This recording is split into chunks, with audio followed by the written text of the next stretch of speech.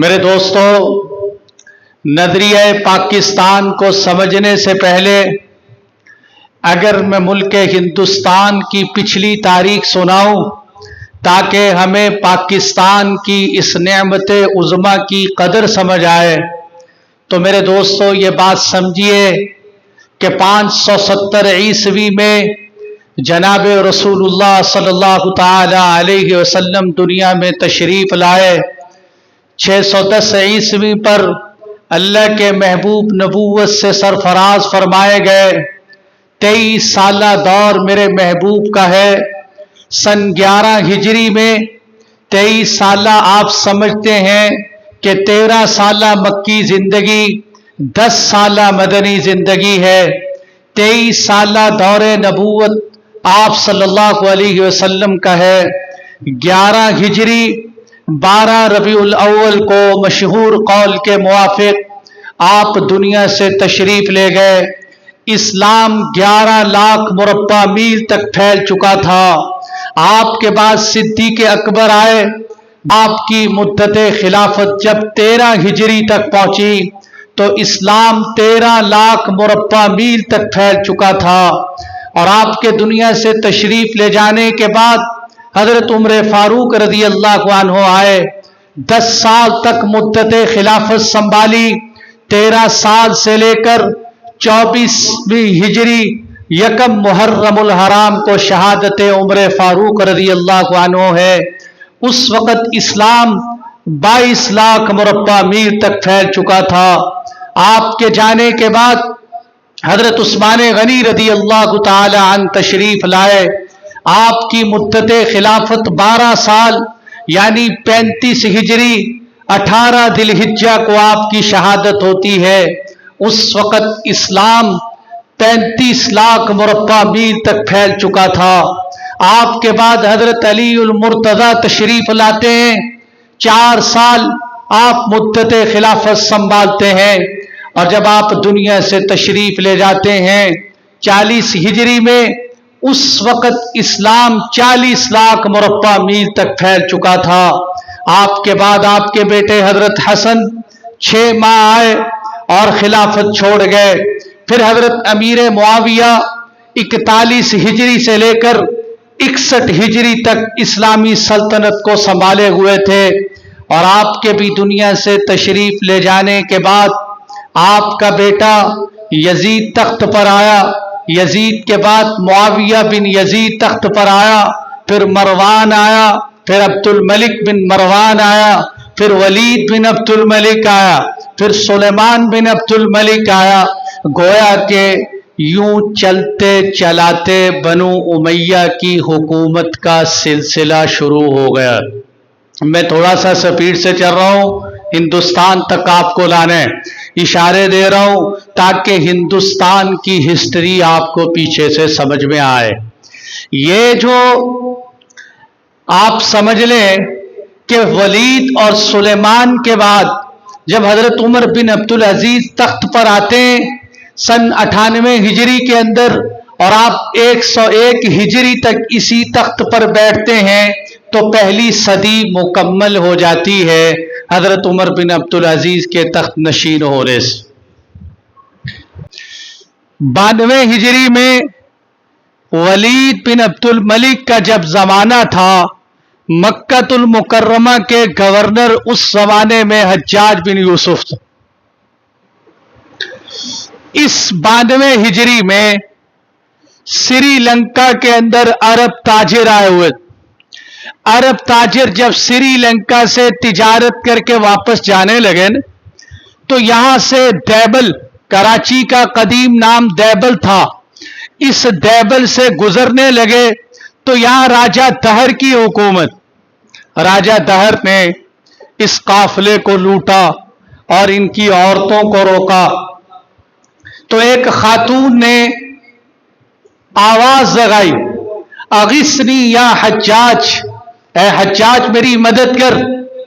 اس قافلے میں سے کچھ لوگ بچ کر نکلے اور نکل کر حجاج بن یوسف کے پاس گئے، اور انہوں نے جا کر بتایا کہ عرب قافلے کو راجہ دہر نے لوٹ لیا ہے کراچی کے ساحل پر، اور اس میں ایک خاتون تجھے پکار رہی تھی، تو حجاج نے اس وقت یہ کہا تھا کہ شاید میں سویا ہوا تھا مگر آج عورت کی صدا نے مجھے جگا دی ہے، میں سویا ہوا تھا مجھے جگا دیا۔ میں آپ کو بتا رہا ہوں کہ ہندوستان میں اسلام کہاں سے داخل ہوا، سبب کیا بنا کہ حجاج بن یوسف کو جب اس عورت کی صدا پہنچی تو حجاج بن یوسف نے محمد بن قاسم کو لشکر کی قیادت دے کر بھیجا کہ جاؤ جا کر اس بچی کو آزاد کرواؤ اور اس راجہ دہر کے ظالم کی حکومت کو ختم کر کے آؤ۔ تو لمبا قصہ ہے، آپ بہرحال کراچی پہنچے اور راجہ دہر کی اس ظالمانہ حکومت سے عورت کو چھڑایا، اور پھر آگے آپ علاقے فتح کرتے چلے۔ علاقے 711 عیسوی کا زمانہ ہے کہ جب محمد بن قاسم ان علاقوں کو فتح کرتے جا رہے، آپ کا نظام عادلانہ ایسا تھا کہ سکھ بھی متاثر تھے، ہندو بھی متاثر تھے، مسلمان بھی متاثر تھے۔ یہی وجہ ہے کہ آج بھی پاکستان کے صوبہ سندھ کو باب الاسلام کہا جاتا ہے کہ یہ اسلام کا گیٹ ہے، یہاں سے اسلام داخل ہوا تھا بر صغیر پاک و ہند کے اندر محمد بن قاسم کے زمانے کے اندر۔ آپ علاقے فتح کرتے جا رہے، یہاں تک کہ کتابوں میں ہے کہ سکھوں نے اور ان ہندوؤں نے مورتیوں کی جگہ محمد بن قاسم کی تصویریں بنا رکھی تھی، اتنی محبت کرتے۔ حالانکہ ان راجاؤں کو شکست دے رہے، لیکن وہ کہہ رہے تھے کہ ہے یہ مسلمان ہے انصاف پسند آدمی۔ لیکن ہوا کیا کہ جب ولید بن عبد الملک تخت سے گیا تو اس کی جگہ پہ سلیمان بن عبد الملک آیا۔ نہ یہ حجاج کو پسند کرتا تھا، نہ حجاج کے لگائے ہوئے گورنروں کو پسند کرتا۔ حجاج پہلے مر چکا، اس نے محمد بن قاسم کو کہا کہ میں تجھے امارت سے معزول کرتا ہوں، واپس آؤ۔ محمد بن قاسم ملتان تک آ چکے تھے۔ یہ وہ وقت تھا کہ اگر محمد بن قاسم کو واپس نہ بلایا جاتا تو قریب تھا کہ پورے کا پورا ہندوستان اسلام میں داخل ہو جاتا۔ لیکن مسلمانوں کو جب بھی مارا، اپنوں نے مارا، غیروں کے اندر اتنی جرت نہیں ہے کہ مسلمانوں کو نقصان پہنچا سکے۔ تو سلیمان بن عبد الملک یہ حسد لے کے بیٹھ گیا کہ ادھر تو محمد بن قاسم کی حکومت بنتی جا رہی اور تو یہاں بیٹھے۔ محمد بن قاسم کو واپس لایا گیا اور آپ کو لانے کے بعد قید خانے میں ڈال دیا گیا۔ مورخین لکھتے ہیں کہ یہ تاریخ کا وہ باب تھا کہ اگر محمد بن قاسم امیر لشکر کی نافرمانی کرتے ہوئے سندھ میں اپنی حکومت قائم کرنا چاہتے تو کر سکتے تھے، مگر مسلمانوں کو خانہ جنگی سے بچایا اور اپنی حکومت قائم نہیں کی، واپس چلے، قید خانے میں ڈال دیے گئے۔ قید خانوں کی سزائیں سہتے سہتے سہتے وہی انتقال فرمائے۔ یہ وہ زمانہ تھا کہ ہندوستان میں اسلام داخل ہو رہا ہے۔ اسلام کے داخلے میں میں نے جیسے بتایا کہ 1002 تک، 1002 میں سبکتگین بادشاہ آتے ہیں۔ یہ سلطان محمود غزنوی کے والد سبکتگین بادشاہ، بڑے نیک آدمی، انہوں نے بھی ہندوستان کے اندر اسلامی نظام کو رائج کرنے کی کوشش کی۔ پھر ان کے بیٹے سلطان محمود غزنوی کو تو دنیا جانتی ہے کہ آپ نے کیسی فتوحات کا دائرہ کھولا کہ آج بھی دنیا کہتی ہے کہ دنیا میں فاتح 4 آئے ہیں، 2 مسلمان آئے ہیں، 2 غیر مسلم آئے ہیں۔ ایک چنگیز آیا جو دنیا کا فاتح بنا، اور دوسرے نمبر پر سلطان محمود غزنوی آیا، تیسرے نمبر پر سکندر یونانی آیا، چوتھے نمبر پر حضرت ذوالقرنین آئے۔ حضرت ذوالقرنین اور سلطان محمود غزنوی یہ مسلمانوں کے 2 بڑے فاتح تھے، آدھی دنیا کو فتح کر چکے۔ सुल्तान महमूद गजनवी ने, राजा जयपाल ने एक बहुत बड़ा मंदिर बना रखा जिसको सोमनाथ का मंदिर कहते। बड़े हीरे जवाहरात के साथ जुड़ा हुआ एक बुत। सुल्तान महमूद गजनवी जब वहां दाखिल हुए ना, तो दाखिल होते ही कहने लगे इस बुत को घेरा दो। वो कहने लगे हजरत ये बुत ना तोड़ो, इस बुत के वजन के बराबर आपको सोना चांदी देने को तैयार, हीरे ले लो, जवाहरात ले लो, हम आपको।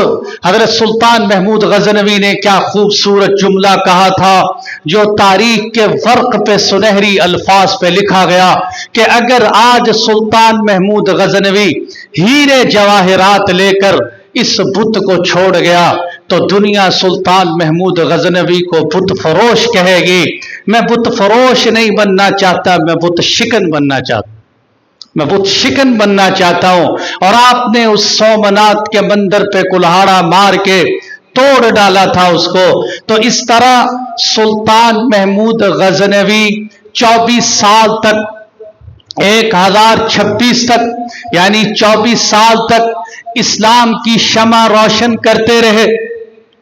और फिर आपके बाद बनु तगलब आए, मोहम्मद तैमूर तगलब आए, और यूं बनु तगलब की हुकूमत चलती रही। बनु गुलामानों की गुलाम तख्त पर आए, उनकी हुकूमत चलती रही। मेरे दोस्तों 1757 में नवाब सिराजुद्दौला खड़े हुए जिन्होंने सबसे पहले अंग्रेज के खिलाफ बगावत का आलम बुलंद किए। आज मैं यही बात पीटता हूं कि हम अपनी तारीख में, अपने मुताले पाकिस्तान में सिर्फ इस हद तक बच्चों को ना पढ़ाएं, इनको पीछे से लेकर आओ, इनको असलाफ की दास्तान सुनाओ, इनको पीछे से हिस्ट्री सुनाते आओ। यहां करीब करीब में नहीं, पीछे से लाओ। 1757 नवाब सिराजुद्दौला खड़े हुए अंग्रेज के खिलाफ। अंग्रेज हिंदुस्तान में कैसे आया? अंग्रेज हिंदुस्तान में 1600 में आया। ईस्ट इंडिया कंपनी के नाम से, तिजारत के नाम पर हिंदुस्तान में आया। और इन्होंने, अंग्रेज ने देख लिया था कि दुनिया में 2 हिस्से खुश्की है, एक हिस्सा तरी है। जो 2 हिस्से खुश्की है उसमें 7 बर्रे आजम है, और 7 बर्रे आजम में सबसे बड़ा बर्रे आजम एशिया है। और एशिया बर्रे आजम के अंदर तमाम बर्रे आजम के मुकाबले में 60% आबादी है। यहां बहुत ज्यादा अफरादी कुव्वत है। उस वक्त अंग्रेज ने कहा था कि हिंदुस्तान सोने की चिड़िया है, हिंदुस्तान सोने की चिड़िया है। तिजारत के नाम पर साहिल पे आए और आहिस्ता आहिस्ता तिजारत करते करते करते करते मईशत को कंट्रोल में ले लिया। मेरे दोस्तों, आज का अल्लाह हिफाजत फरमाए, आज का सबसे बड़ा एटम बम मईशत है। किसी दुनिया पे एटम बम मारने की बजाय उनसे उनकी मईशत छीन लो, दुनिया खुद ब खुद भूखी प्यासी कुफर भी कबूल करेगी, इर्तिदाद भी कबूल करेगी। उन्होंने मईशत पे कंट्रोल की और मईशत पे कंट्रोल करते चले।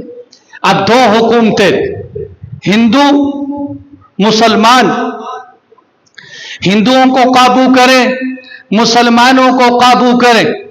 अंग्रेज बड़ा शातिर था, उसने कहा मुसलमानों को काबू करें।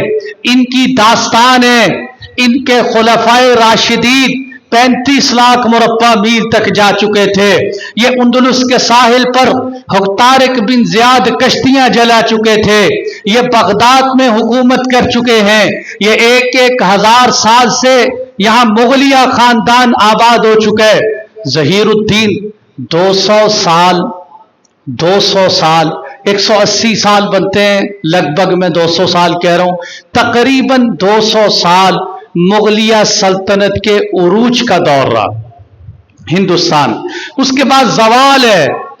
1857 में तो बहादुर शाह जफर को कैद किया गया, वगरना असल में मुगलिया हुकूमत पहले से ही जा चुके।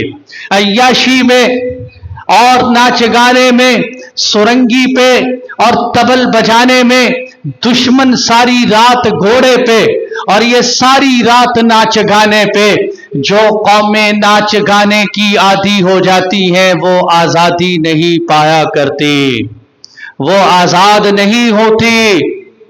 जो गाने की धुन की मोहताज हो जाती हैं, जो कुरान से दूर हो जाती, वो कौमें गुलाम हो जाती।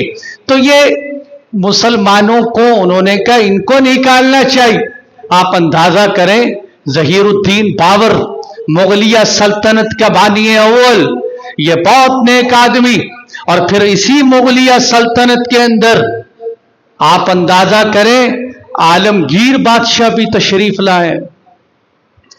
ऐसा नेक आदमी कि जिसने सारी जिंदगी हुकूमत का पैसा इस्तेमाल नहीं किया, कुरान की किताबत करते थे, टोपियां सीते थे और जनाब लोगों के जूते बनाते थे, जो उससे कमाई हासिल होती थी उससे अपने घर का निजाम चलाते। फतावा आलमगीरी 500 उलमा की ज़ेरे निगरानी इन्होंने जहांगीर बादशाह ने आलमगीर बादशाह ने मुरत्तब करवाया। और वो ऐसा फतवा है आज भी अरब उसको फतावा हिंदिया कहते हैं, फतावा हिंदिया, कि ये फतवा हिंदुस्तान में मुरत्तब किया गया और आलमगीर बादशाह की निस्बत से उसको फतावा आलमगीरिया कहते हैं। 500 उलमा की तैयार करता मीटिंग में उसको तैयार किया गया और हजरत बादशाह को सुनाया जाता, आप उसको देखते। इन्हीं बादशाहों में सुल्तान शमसुद्दीन अल्तमश भी गुजरे। सुल्तान शमसुद्दीन अल्तमश ख्वाजा पुख्तियार काकी के भी पीरो मुर्शिद लगते।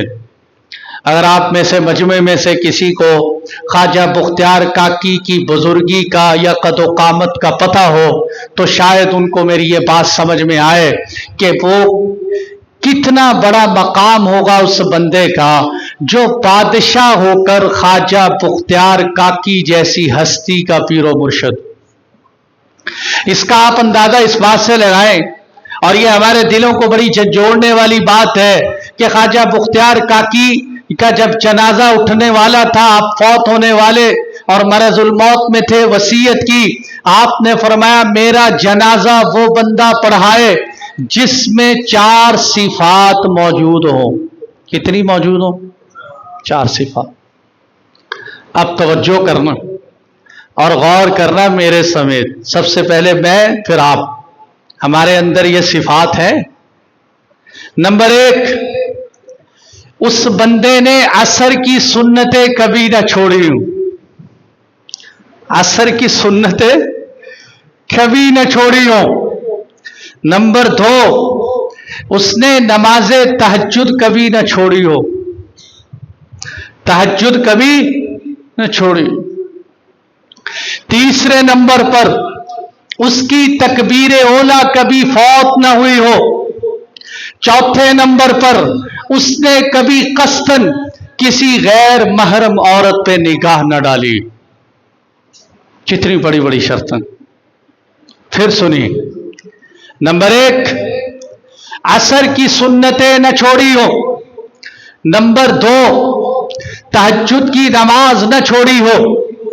नंबर 3, गैर महरम पे कभी कस्तन निगाह न डाली हो।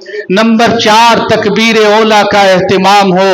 तकबीर ओला कहते हैं इमाम अल्लाह अकबर कहे, मुक्तदी भी इमाम के साथ ही अल्लाह अकबर कहे, इसको तकबीर ओला कहते हैं।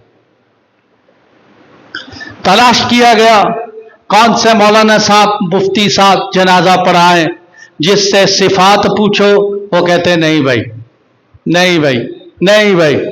करते रहे, जनाजे में ताखीर होती रही कि वसीयत के मुआफिक जनाजा पढ़ाने। बिल आखिर सफ में से एक आदमी निकला जिसने अपने चेहरे से निकाब हटाया और वो वक्त का बादशाह था जिसका नाम सुल्तान शमसुद्दीन अल्तमश था। और दुनिया को पता चल गया कि जहां बादशाह इतने नेक हो کہ तहज्जुद कभी न छूटी हो, तकबीर ओला कभी न छूटी हो, गैर महरम पे कभी कस्तन निगाह न पड़ी हो। आप आगे बढ़े और मैयत का कफन हटाया बुख्तियार काकी का और चेहरे पे पेशानी पे बोसा दे के कहने लगे, ए बुख्तियार काकी, तू जाते जाते मेरा राज फाश कर गए, तू जाते जाते मेरा राज फाश कर। बुजुर्ग इसको कहते हैं। लोग पूछते हैं वली किसको कहते हैं, पीर कौन होते हैं, मुर्शिद कौन होते हैं। हम पीर और मुर्शिद के मुनकर नहीं, हम कहते हैं आओ तुम्हें पीर और मुर्शिद दिखाएं, पीर मुर्शिद कहते कि नहीं। इधर पीर नमाज ना पढ़े, कहने कोई गल नहीं, बड़ी पहुंची हस्ती, नमाज माफ, सुन्नतों का एहतमाम नहीं, कहते पीर साहब को माफ, तकबीर ओला का तो पता ही नहीं। और बल्कि एक आदमी से मैंने सुना कि जितना बड़ा कोई जाहिल हो उतना ही बड़ा पीर होता है। इन्ना लिल्लाहि व इन्ना इलैहि राजिऊन। हमारे सबसे बड़े पीर और मुर्शिद जनाब रसूलुल्लाह सल्लल्लाहु ताला अलैहि वसल्लम है। जो जो उनके नक्शे कदम पे है, खुदा की कसम वो हमारे सरों का ताज है। हम तो उसी की इत्तिबा करते हैं। अगर कोई, कितनी दफा मैंने कहा, कोई हवाओं में उड़ता नजर आए, कोई हमें एक पांव पे खड़ा हुआ नजर आए, कुएं में लटका हुआ नजर आए, अंगारों पे लेटता हुआ नजर आए, खुदा की कसम मिंबरे मुस्तफा पे बैठ के कहता हूं, अगर उसकी जिंदगी सुन्नत मुस्तफा के खिलाफ है, वो शैतान तो हो सकता है, पीर नहीं हो सकता। ये वाज़ेह बात है। इसलिए पीर और मुर्शिद कौन है, ये है चार सिफात। बहरहाल ये मेरा मौजू नहीं, मैं अपने मौजू की तरफ पलटता हूं। तो ऐसे ऐसे लोग आए, लेकिन वही ऐसे लोग भी आए। अकबर बादशाह आ गया, अकबर ने कहा दीन अकबरी चलेगा, आज के बाद दीन मोहम्मदी नहीं चले। ला इलाहा इल्लल्लाह, ला इलाहा इल्लल्लाह, अकबर खलीफतुल्लाह, कलमा बदल दिया और कलमा तब्दील किया और कहा नमाज पढ़ने की जरूरत नहीं, मुझे सजदा करो नमाज हो जाए। कहते हैं पुराना दीन मनसूख हो चुका है, नया दीन आया है, अब ये नए दौर का तकाजा है। आज भी बहुत सौ को उठते हैं, मौलवियों ने पुराना दीन पेश किया हुआ है, नया दीन लाना चाहिए। तो अकबर के पड़पोते तो आज भी हैं जो नए दीन की डिमांड करते हैं। हमें तो अल्हम्दुलिल्लाह वही दीन चाहिए जिसके बारे में कुरान ने कहा था, सुन्नतल्लाहि अल्लती कद खलत मिन कब्ल वलन तजिद लिसुन्नतिल्लाहि तब्दीला। अल्लाह का ये कानून कयामत तक तब्दील नहीं होगा, ये यही रहे। आपके खिलाफ मैदान में अल्लाह के फजल व करम से इस्लाम कभी लावारिस नहीं हुआ, यतीम नहीं हुआ। हर दौर में इस्लाम का दिफा करने वाले मैदान में आए। शेख मुजद्दिद अल्फसानी, जिन्हें दुनिया शेख अहमद सरहंदी से याद करती, आप मैदान में आए। आपने अकबर से कहा अकबर ऐसा न कर। अकबर कहने लगा तेरी गर्दन उड़ा दूं। कहने लगे जिंदगी मौत तो अल्लाह के हाथ में। कहने लगे तुम्हें जेल में डलवा दूं। कहने लगे हजरत मुजद्दिद अल्फसानी कहने लगे क्या पता मेरी रात जेल में है या मेरी रात कब्र में आएगी, ये तो अल्लाह को पता है। उसने आपको गवाला यार की जेल में डाल दिया। आप जेल में बैठ के जेल वालों को दावत देते रहे। वो जेल के सारे कैदियों की फिजा बदल दी। वो जब जेल के पास जाते तो अल्लाह अकबर तकबीर की सदाएं जेल से बुलंद होती, बाहर आती। अकबर ने कहा इनको जेल से निकालो। इन्होंने जेल का माहौल बदल दिया, मकतूबात रब्बानी लिखी और दुनिया उससे फायदा उठाती रही। आपके दुनिया से जाने के बाद शेख अब्दुल हक मुहद्दिस देहलवी मैदान में आए। अशिअतुल लम्हात से हदीस की किताब लिख के आवाम को इस तरफ मुतवज्जे किया। कुरान का सबसे पहले फारसी का तर्जुमा लिखने वाली शख्सियत शाह वलीउल्लाह मुहद्दिस देहलवी तशरीफ लाए। आपने देखा कि सिख और मरहट हिंदुस्तान पे गालिब आ रहे हैं, तो आपने अहमद शाह अब्दाली को अफगानिस्तान में खत लिखा। आप उनके खत पे हिंदुस्तान तशरीफ लाए और हिंदुस्तान को फतह किया। मेरे दोस्तों, ये एक पूरी तारीख है, पूरी दास्तान है। अल्लाह के वास्ते इसको पढ़ो, अपनी औलादों को पढ़ाओ। बहरहाल अंग्रेज ये सारी हिस्ट्री जानता था। उसने कहा भाई ऐसा करो, अपने साथ हिंदुओं को जोड़ो और यहां से मुसलमानों को निकालो। तो 1757 में इस खतरे को सबसे पहले भांपने वाली शख्सियत नवाब सिराजुद्दौला, जहां से मैंने बात की, आप उठे, आपने अपने साथ मैसूर के इलाके वालों को जोड़ा कि भाई हम अंग्रेज के खिलाफ जिहाद करते हैं। तो अंग्रेज ने देखा कि इनको मैदानों में शिकस्त देना मुश्किल है, आस्तीनों के सांप से शिकस्त दी जा सकती। तो उसने क्या किया, नवाब सिराजुद्दौला का सिपा सालार था मीर जाफर। मीर जाफर को रिश्वत दी, मीर जाफर को जमीनें पेश की, उसको गद्दारी पे तैयार किया और मीर जाफर ने गद्दारी करने के बाद नवाब सिराजुद्दौला को शहीद करवा दिया। आपके जाने के बाद मैसूर का शेर हैदर मैदान में आए, जो सुल्तान टीपू शहीद रहमतुल्लाह अलैह के वालिद मोहतरम थे। सुल्तान टीपू शहीद कौन है हमें पता ही नहीं, कोई फिल्म का एक्टर था, बड़ी अल्लाह वाली शख्सियत थी, जिनका ये जुमला मशहूर था कि गीदड़ की 100 साल जिंदगी से शेर की एक दिन की जिंदगी बेहतर है।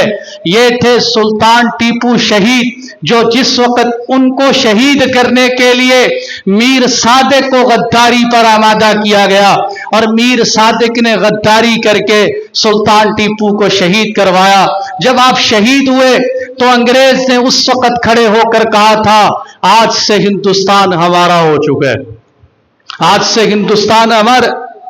फिर उन्होंने एक फौज तैयार की कि भाई मुसलमानों के पास सब कोई क़यादत है ही नहीं, लिहाजा मुसलमानों की और इन हिंदुओं की मुश्तरका फौज तैयार की।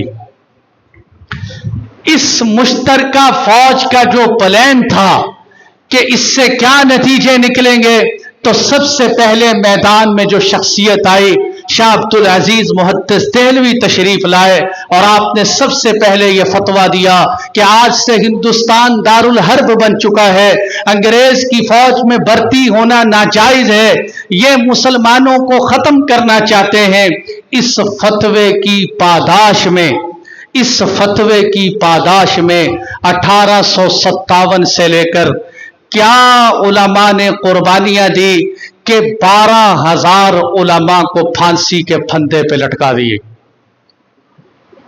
आज लोग चैनलों पे बैठ के कहते हैं मौलवी तो पाकिस्तान बनने के हक में ही नहीं थे, तुम पाकिस्तान के मामे लगते हो, मौलवी पाकिस्तान बनने के हकदार नहीं थे। अपनी तारीख उठाओ, उलमा की तारीख उठाओ। टॉमसन अंग्रेज है, मुसलमान नहीं। अंग्रेज टॉमसन अपनी तारीख और हिस्ट्री में लिखते हैं कि मैंने दिल्ली से लाहौर का सफर किया, मैंने हर दरख्त पे उलमा की लाशों को लटकते हुए देखा। ये कहने लगा कि मैंने लाहौर की बादशाही मस्जिद के अंदर सहन में मैंने देखा कि अंगारे बिछाए हुए थे और उलमा को लाया जाता था और उनको अंगारों पे लिटा के कहा जाता था अंग्रेज के खिलाफ दिए हुए फतवे से रुजू कर लो वरना तुम्हें इन अंगारों पे लिटाया जाएगा। टॉमसन कहते हैं मैं देखता था कि उनकी खालें उधड़ जाती थी लेकिन अपने फतवे से रुजू नहीं करते। कुर्बानी है, इतनी बड़ी कुर्बानी की दास्तान। फिर हकीमुल उम्मत हजरत मौलाना अशरफ अली थानवी रहमतुल्लाह अलैह, आपने सबसे पहले ये बात पेश की कि अब वो वक्त आ चुका है कि अब हिंदुस्तान के अंदर ये दो कुव्वतें इकट्ठी नहीं होनी चाहिए, मुसलमान और गैर मुस्लिम, ये दो अलग अलग रियासतें, ये दो अलग अलग तहजीबें हैं। मुसलमानों का अपना निजाम, गैर मुस्लिमों का अपना निजाम, इनकी अपनी पहचान, इनकी अपनी पहचान। इसी नजरिए को पेश किया गया 1930 में अल्लामा इकबाल ने पेश किया।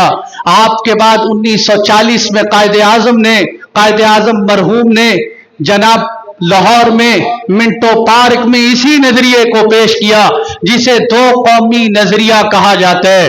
यह दो कौमी नजरिया क्या है کہ مسلمان اور غیر مسلم اکٹھے نہیں ہو سکتے، ان کی ایک الگ الگ پہچان ہے، اور یہی میں نے آپ کو بتایا، قل یا ایھا الکافرون لا اعبد ما تعبدون ولا انتم عابدون ما اعبد ولا انا عابد ما عبدتم ولا انتم عابدون ما اعبد لکم دینکم ولی دین۔ کوئی رعایت نہیں، کوئی رعایت نہیں۔ کافر آ کے حضور سے کہنے لگے نا، اللہ کے نبی ایک سال آپ ہمارے بتوں کی پوجا کریں، ہم اگلے سال آپ کے رب کی پوجا کر لیں۔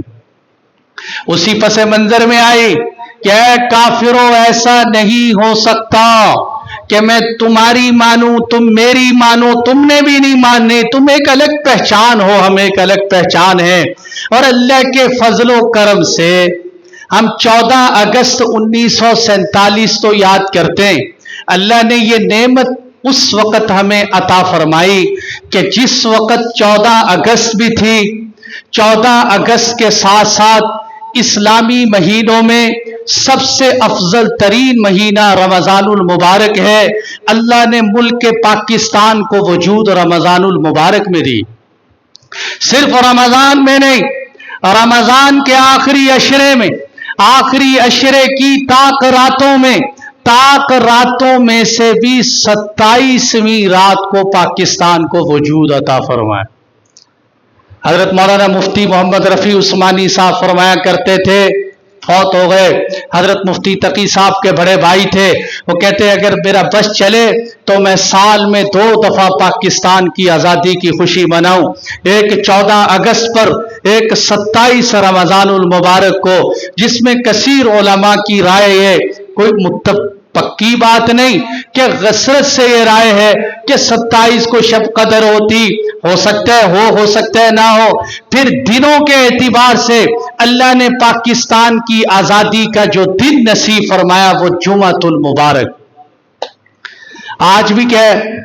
جمعۃ المبارک، 14 اگست جمعۃ المبارک، 14 اگست جمعۃ المبارک، رمضان المبارک، 27ویں شب، کتنی مبارک دھرتی، کتنا مبارک تاریخ یہ وجود میں آئے، اور اللہ تعالیٰ نے ایسی نعمت عظمیٰ سے نصیب فرمائی ہمیں کہ آپ دیکھیں کہ کیسی آباد زمین ہے کہ فصلیں 2 3 دفعہ ہو رہی، اور آپ یہ دیکھیں کہ اللہ تعالیٰ نے اس ملک پاکستان کے اندر کیا پھلوں میں، کیا سبزیوں میں کیا تاثیر رکھی ہے۔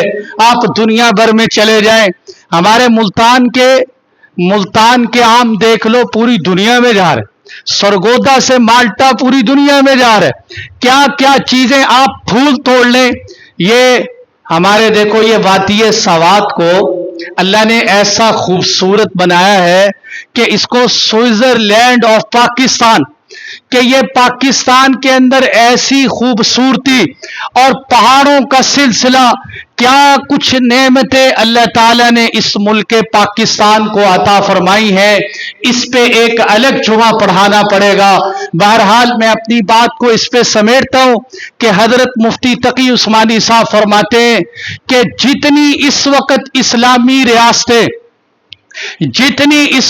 اسلامی ریاستیں ہیں، حضرت فرماتے ہیں میں ان سب میں پھرا ہوں، میں ساری اسلامی ریاستوں کو دیکھ کے آ چکا ہوں، سوائے حرمین شریفین کے، کیونکہ ہم اس کا تو مقابلہ ہی نہیں کر سکتے، وہاں بیت اللہ ہے، مدینۃ المنورہ ہے، اس کے علاوہ جتنی بھی اسلامی ریاستیں، آپ نے فرمایا اس وقت سب سے زیادہ دینداری اگر کسی ریاست میں ہے تو وہ ملک پاکستان۔ الحمدللہ میرے دوستو، الحمدللہ ثم الحمدللہ۔ آج مایوسی کی باتیں بہت ہو رہی، جی پاکستان تو ایسے ہو گیا، ویسے ہو گیا، یوں ہو گیا، وہ ہو گیا، اور ایسے لگتا ہے جیسے صبح کوئی ختم ہو جائے۔ نہیں، اس پہ قربانیاں ہیں، اس پہ داستان ہے قربانیوں کی۔ جس وقت ہجرت کر کے مسلمان وہاں سے آئے، کاش ہم نے دیکھا ہوتا، جنہوں نے دیکھا پوچھو ان سے کہ کس طرح ٹرینیں، मुसलमानों की नाशों से भरी हुई आ रही, किस तरह ट्रेनों से खून टपक रहे, किस तरह दरियाओं का पानी सुर्ख हो चुका था। 7,000 से जायद खवातीन वो हैं जिन्होंने अपनी इज्जत और इस्मत की हिफाजत करने के लिए अपने आप को दरियाओं में बहा दिया, नदियों में बहा दिया, ताकि मेरी इज्जत महफूज रहे। अपने बच्चों को छातियों से उतार के दरियाओं में फेंका। जलंधर में 3 खवातीन को सबके सामने बरहना करके उनकी इज्जत तरी की गई। कितनी कुर्बानियां मुसलमानों ने दी। 6 लाख से जायद मुसलमान शहीद हुए इस हिजरत के अंदर। मेरे भाइयों, बड़ी कुर्बानी के बाद ये 14 अगस्त सिर्फ बाजे बजाना, या 14 अगस्त जनाब सलंसर निकाल दो, या 14 अगस्त सिर्फ यही जगमगाने का नाम नहीं। इस पे अल्लाह का शुक्र अदा करें कि या अल्लाह तेरा शुक्र है। लोग कहते हैं आजादी, क्या आजादी, हम तो आजाद नहीं हुए। मैं कहता हूं किसी हद तक आपकी बात से हम इत्तेफाक करते हैं, वो कुछ मसाइल हैं, लेकिन अगर तुम्हें आज भी पाकिस्तान की आजादी की कदर नहीं, जाओ फलस्तीन वालों से पूछो आजादी किसे कहते हैं। जाओ जाकर इंडिया के मुसलमानों से पूछो आजादी किसे कहते हैं। बोस्निया, चीचनिया, कश्मीर के लोगों से पूछो कि आजादी किसे कहते हैं। जिनकी आंखों के सामने उनके बच्चे ज़बह कर दिए जाए, जिनकी आंखों के सामने माओं की हुर्मतों को पामाल कर दिया जाए, जिनके सामने बच्चियों के पर्दे और निकाब उतार के, यही इंडिया के अंदर ऐसी तशद्दुद पसंद जमात है कि अगर कोई खातून बुर्का पहन के निकले, कितनी खवातीन को बुर्के समेत आग लगा दी। ये आजादी है, अल्हम्दुलिल्लाह, अल्लाह की दी हुई बहुत बड़ी नेमत है। इस पे नवाफिल पढ़ें, अल्लाह का शुक्र अदा करें। अलबत्ता एक बात है, ये भी दुआ करते चलें साथ साथ कि अल्लाह इस धरती को नेक साले हुक्मरान नसीब फरमाए। अल्लाह इस धरती को जिम्मेदार, आदिल पसंद, इख्तिलाफ राय किसी को भी किसी से हो सकते हैं, बस इख्तिलाफ रखा करें। ऐसी मनफी बातें नहीं करनी चाहिए जो हमारे मुल्क के खिलाफ हो। इस जरूरत है इस बात की जिसको इतनी कुर्बानियों से लिया गया, आज की इस महफिल में हम आज़म करें। नंबर 1, हम अपने इस धरती को फिरका वारियत से बचाएं, हम अपनी इस धरती को इख्तिलाफ और नफरत से बचाएं, हम अपनी इस धरती को जुल्म से, बगावत से, रिश्वत से, सूद से बचाएं। वरना मेरे भाइयों, मैं डर से ये बात कहता हूं, डर लगता है।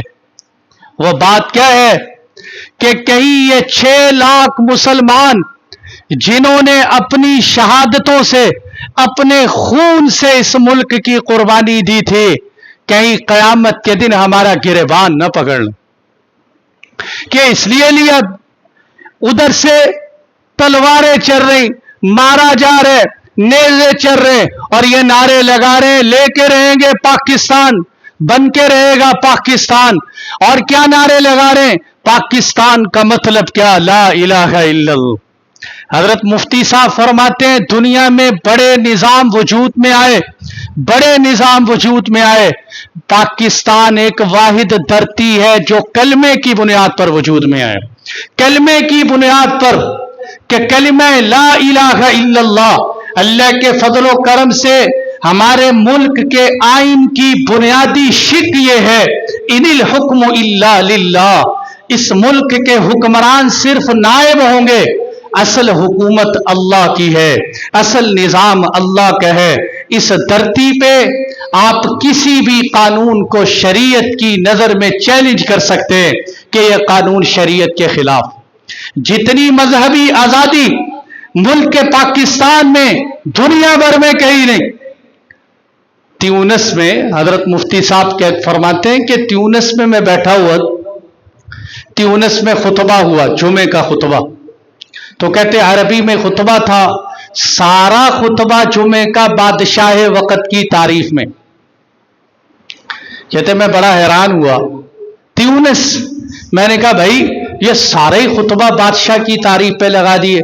उन्होंने कहा हजरत इससे बड़ी परेशानी की बात पता क्या है, ये खुतबा आज पूरे ट्यूनिस में पढ़ा गया, ये खुतबा आज पूरे ट्यूनिस में पढ़ा गया, اور اللہ کے فضل و کرم آپ حرمین سرزمین پہ جہاں مردی چلے جائیں مختلف جگہوں پہ پھریں، لیکن اللہ کے فضل و کرم سے یہاں منبر پہ علماء وقت کے حکمرانوں کے مقابلے میں بھی حق گوئی کرتے ہیں، میدان میں آتے ہیں، احتجاج کرتے ہیں اور منبر پہ حق بات کہتے ہیں، کوئی روک ٹوک کرنے والا نہیں۔ اتنی زیادہ مذہبی آزادی دنیا میں کہیں بھی نہیں، اور اللہ کے فضل و کرم سے پوری دنیا میں سب سے پہلے نمبر پر مدارس اسلامیہ ملک پاکستان میں۔ جتنے مدارس اس وقت ملک پاکستان میں دنیا میں کہیں نہیں، جس طرح مدارس پابندیوں کے خلاف محنت یہاں کر رہے ہیں اور دنیا میں کہیں نہیں، بڑی پابندیاں جامعات پہ پورے ملک میں درس نظامی کا کوئی مدرسہ نہیں ملتا۔ ہمارے تو الحمدللہ جہاں جہاں دیکھو، اس پہ اللہ کا شکر ادا کر، میں کیا بتاؤں کس پہ، ہم ایسی زندگی نہیں جی رہے کہ جہاں ہمیں گائے کا پیشاب پینا پڑے، ہم وہ زندگی نہیں جی رہے کہ جہاں ہم جناب اپنے ہاتھوں سے بنائے ہوئے بتوں کو سجدے کر رہے ہوں، چڑھاوے چڑھا رہے ہوں۔ اللہ کے فضل سے جہاں سے گزرتے ہیں مساجد نظر آتی، اذانوں کی صدائیں کانوں میں پڑتی اور نماز پڑھنے والے نمازی جاتے ہوئے نظر آتے۔ اس لیے میرے بھائیوں، اس دیش کی قدر ضرور کریں۔ اس دیش کی قدر کرنے کے لیے یہ ہے کہ میں اور آپ ہم میں سے ہر ایک حکمرانوں کو کوسنے کی بجائے یہ نیت کریں کہ ہم انشاءاللہ مخلص بن کر اس دیش کے ساتھ زندگی گزاریں گے۔ وہ پنجابی میں سوکھا بڑی مثال دیتے ہیں، پتہ نہیں الٹی سیدھی کیا ہے، کہ جن کا کھاؤ ان کا کھا کے حرام نہیں کرنا چاہیے۔ اس دیش پہ رہے، یہاں سے کھائے، یہاں سے پیے، یہاں کی مٹی استعمال کرے، یہاں کی نعمتیں استعمال کرے اور پھر اسی ملک کے خلاف پروپیگنڈا بھی کرے، یہ غداری ہے، اس طرح نہیں کرنا چاہیے۔ اللہ جل جلالہ سے دعا ہے کہ اللہ تعالی ہماری اس دھرتی کو سدا سلامت رکھے۔ وآخر دعوانا